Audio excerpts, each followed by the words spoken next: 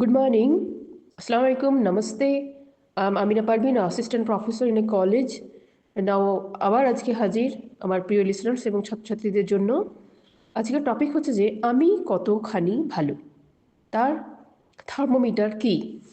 অর্থাৎ আমরা সকলেই নিজেদেরকে জাহির করি যে আমি ভালো, আমি এই করেছি ওই, বাট আমি কতখানি ভালো সেটা আমি নিজে নিজে একটু মিলিয়ে নিই।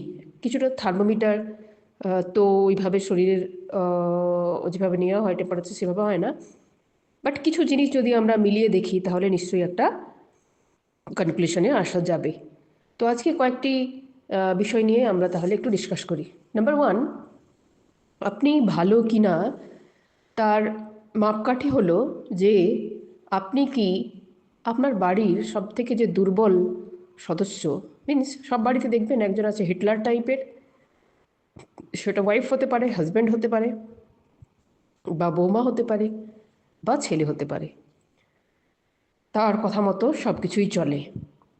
এবং অন্যজন আরেকজন আছে যে তাকে সাপোর্ট করে ভালো এবং মন্দ উভয় বিষয়ে।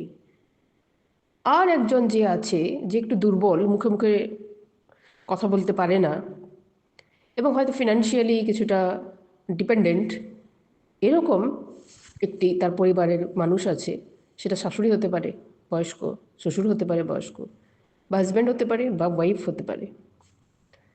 আপনি তার পক্ষ নেন কিনা, অর্থাৎ তার উপরে, দুর্বল প্রাণীর উপরে যখন কোনো ক্রিটিসাইজ বা বেজ্জতি বা যন্ত্রণাদায়ক কোনো পরিস্থিতি তৈরি হয়, তখন কি তার সাপোর্টে আপনি দাঁড়ান? আপনি বলবেন হ্যাঁ, আমার পরিবারে তো এমনটি হয় যে আমি ব্যালেন্স করি।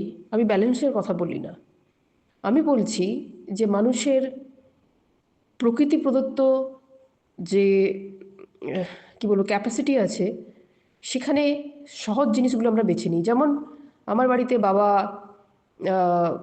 ইনকাম করে, বাবার খুব বর্চস্ব, মিনস বাবার খুব হম্বিতম্বি চলে, বাবার কথা মতো সব চলে। তো আমি বাবার মন জুগিয়ে চলি। আর আমার যে বোনটি যে একটু দুর্বল, তার কথা তার যে সমস্যা সমাধান সেগুলোকে আমি আবার চিপে দিই, মিন্স তাকে আমি আবার অগ্রাহ্য করি। তাহলে কিন্তু আপনার যে নেচার, সেটা কিন্তু খুব একটা পজিটিভ নয়। অর্থাৎ স্ট্রং একটি বটগাছে অনেক লতাপাতা জড়িয়ে থাকে। আপনি যদি বটগাছ হিসেবে নিজেকে প্রতিপন্ন করতে চান, তাহলে অবশ্যই আপনাকে প্রমাণ করতে হবে যে আপনি ততটাই শক্ত, দুর্বলদেরকে আপনি আঁকড়ে ধরে বেঁচে থাকতে পারেন। আচ্ছা, এই বিষয়টা শুধুমাত্র পরিবারের ক্ষেত্রে নয়, এই বিষয়টা সমাজ দেশের ক্ষেত্রে হতে পারে। ধরে নিন এখন বাংলাদেশে প্রচণ্ড একটি টার্মোয়েল সিচুয়েশন চলছে। মাইনরিটি সাপ্রেশন, বাংলাদেশ, পাকিস্তান, ভারতবর্ষে মাইনরিটিদের উপর যে টর্চার, এগুলো বাস্তব সত্যি। মাইনরিটি সাপ্রেশন সব জায়গাতেই চলছে, বাংলাদেশেও হয়েছে। আমি বাংলাদেশের মানুষকে কোশ্চেন করব যে আপনি যদি নিজেকে মুসলিম মনে করেন, নিজেকে ভালো মনে করেন, তাহলে আপনার আল্লাহকে আপনি ভয় করুন। আপনি আপনার দুর্বলতম মাইনরিটি সেকশনকে রক্ষা করুন। আপনার কোরআন শরীফ, আপনার মানবতা, আপনার ইসলাম এটাই শিখিয়েছে। যদি আপনি সেটা না করতে পারেন তাহলে আপনি ব্যর্থ। ঠিক ভারতের ক্ষেত্রেও একই কথা বলবো।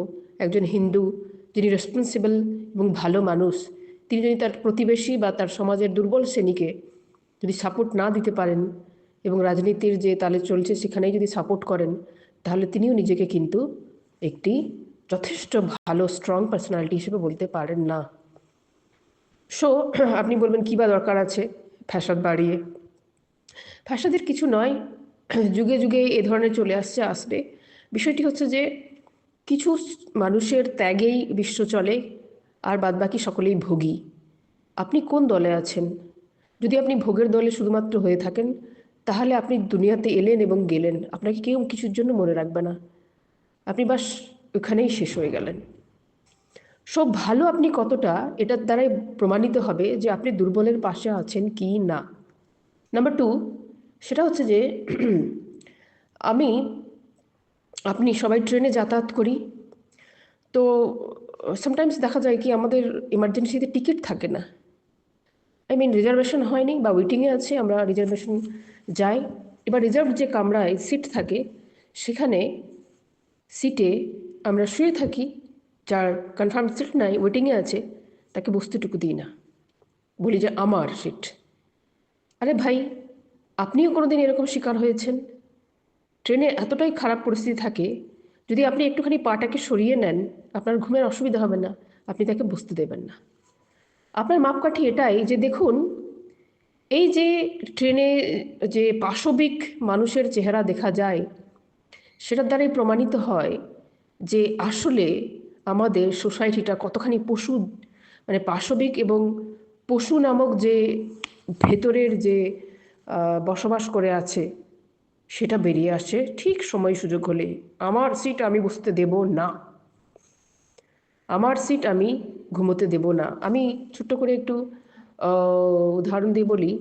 আমি আমার অনেক ভালো ভালো লোকের সঙ্গে পরিচয় হয়েছে শুধুমাত্র বসতে দিয়ে, আমার রিজার্ভ সিট ছিল, তাদের ছিল না। তো আমি বললাম যে প্লিজ বসুন, আমার এখানে কোনো অসুবিধা নেই। ইনফ্যাক্ট আমি যখন ঘুমিয়েছি তারা উল্টো পাশে আরএসি সিটের মতো তাদেরকে ঘুমোতেও আমি দিয়েছি। তো আপনি যদি দেখেন যে ওই বিপদের সময় বেশ কিছু ভালো বন্ধুও তৈরি হতে পারে। সো সেকেন্ড নম্বর প্যারামিটার হলো। থার্ড নম্বর হচ্ছে যে আপনি যখন গোপনে একাকী থাকেন, তখন যদি আপনার সামনে কোনো মহিলা থাকে এবং যে দুর্বল পজিশনে আছে, তখন আপনার মনে কি হয়? আচ্ছা, মন অবধি আমি ছেড়ে দিলাম, আপনি কি তখন সুযোগের সদ্ব্যবহার করেন? হ্যাঁ, মিনস আমার কাছে একটি ধরো কম বয়সী মেয়ে আছে, আমি একজন পুরুষ, সুযোগ পেয়েছি তার যেখানে সেখানে আমি হাত বুলিয়ে নিলাম। কিরে মা, কেমন আছিস? মুখে মা বলছি কিন্তু হাতটা তার গোপন অঙ্গের দিকে বোলাবুলি করছে। বিশেষত বাচ্চা ছেলে এবং মেয়েদের ক্ষেত্রে এক্সপ্লয়টেশন, সেক্সুয়াল এক্সপ্লয়টেশন নিত্য দিনের ঘটনা। এটা হয়তো আপনার আমার সঙ্গেও হয়েছে এবং আপনি সেটাকে রিপিটও করে যাচ্ছি। তো একাকী আপনি যখন গোপনে কোনো ইন্টারাকশন করছেন কারোর সঙ্গে, তখন আপনি কি আচরণ করেন সেটা আপনি একবার খেয়াল করুন। এটা হচ্ছে যে আপনার তৃতীয় মাপকাঠি, আপনি কতখানি ভালো। নাম্বার 4, আমি যেটা করি সেটা হচ্ছে যে পরচর্চা আর পরনিন্দা। আচ্ছা, পরচর্চা পরনিন্দা একটা পার্ট অফ লাইফের, সকলেই করে, কিন্তু তারও একটা সীমা থাকা উচিত। আমরা কি করি যে কোনো একটি ভালো মানুষে হয়তো কোনো একটি বিপদের কথা বলছে, তাকে কি হয়তো বেজ্জত করেছে, তার কথা বললাম, বলেছে মিনস হয়তো কোনো আপনার অফিসের কলিগ, তার সামনে আপনি সাপোর্ট করে দিলেন, কিন্তু ঠিক তার পেছনে তাকে বাস দিয়ে দিলেন। মিনস আপনি তার সঙ্গে দাঁড়ালেনও না, তার বিপদের সময় সত্যি কথা বললেনও না, বরং উল্টে তাকে ফাঁসিয়ে দেবেন। তাহলে আপনার মাপকাঠিতে কিন্তু আপনি ভালো বলে তো কমসে কম প্রমাণিত হলেন না। যদি এই বিষয়গুলো আপনাদের কাজে লাগে, এই আলোচনাগুলি, তাহলে আমি এক একটা বিষয় নিয়ে একটু ফার্দার ডেটা দিয়ে আলোচনা করতে পারি, কমেন্ট বক্সে জানাবেন। আচ্ছা, নেক্সট হচ্ছে যে 5 নম্বর যে পয়েন্ট যেটা দিয়ে আমি শেষ করব সেটা হচ্ছে যে অনেক ছোট ছোট বিষয় যেগুলো আমরা এড়িয়ে যাই। ধরুন আপনি রাস্তায় যাচ্ছেন, একটি বাচ্চা বা বয়স্ক মানুষ আপনার হাতে কয়েকটি কাগজ দিল।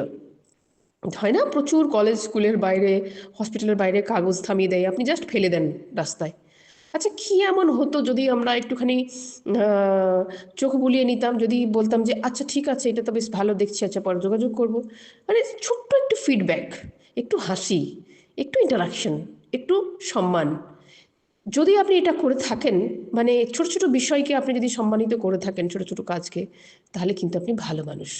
এখানে সংযোজন এটাই করব, আপনি যে কোনো ইউটিউবে চলে যাবেন, যে কোনো ইউটিউবের যে কোনো ভালো ভালো ইউটিউবার যারা আছে তাদের আপনি ভিউজ দেখবেন অনেক ভালো আছে, কিন্তু লাইকে গিয়ে দেখবেন সেখানে কি বলবো 10% মানুষ লাইক করে। তো যে ইউটিউব আমার উপকার করছে, সেই ইউটিউবে আমি লাইকটুকু করার মতো আমার ক্ষমতা নাই, আমি কিভাবে ভালো হতে পারি? আমি লাইক করলে সে প্রচুর টাকা পয়সা পেয়ে যাবে, আমার জেলাসি হয়, অথবা আমার কিবা দায় পড়েছে যে ওর লাইক করতে যাই আমি। তাহলে এই মেন্টালিটি নিয়ে আপনি ভালো কিভাবে নিজেকে প্রমাণিত করতে পারেন? আপনি তাহলে তো নেহাতি সংকুচিত মানসিকতার, আপনি ভালোকে ভালো বলতে পারেন না, মন্দকে মন্দ বলতে পারেন না, আপনি তো উইক মানুষ। তাহলে আপনার ভালোর এই মাপকাঠিগুলি যদি আপনি ম্যাচ করিয়ে দেখেন, আমার মনে হয় অনেকটাই আপনি বুঝতে পারবেন যে আপনি কোন লেভেলে আছেন। এই এপিসোড আমি আরও অনেক কিছু আলোচনা করতে পারি সাইকোলজিক্যাল পয়েন্ট অফ ভিউ থেকে, আপনারা যদি তার দরকার হয় কমেন্ট করবেন। অনেক ধন্যবাদ, ভালো থাকবেন।